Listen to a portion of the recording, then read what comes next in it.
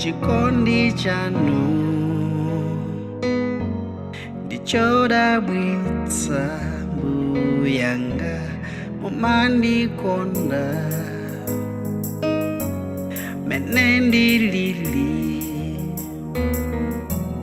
ngakhale dziko lingandisale mundikondabe simusunga pulu-pulu mandikonda mene ndilili mamavuto pantendere ndidzatama dzina lanu. You're Lord of creation, the Lord of all. You came on earth to save. You're Alpha Omega, there's none like you. When on my knees you're there.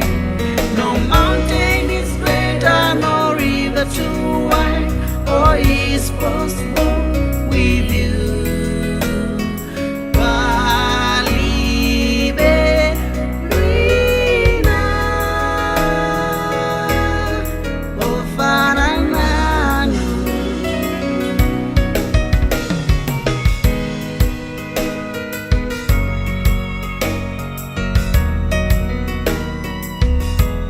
Ngakhale vuto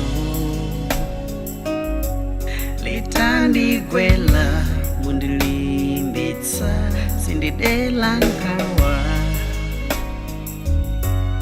mukhala nane nthawi zonse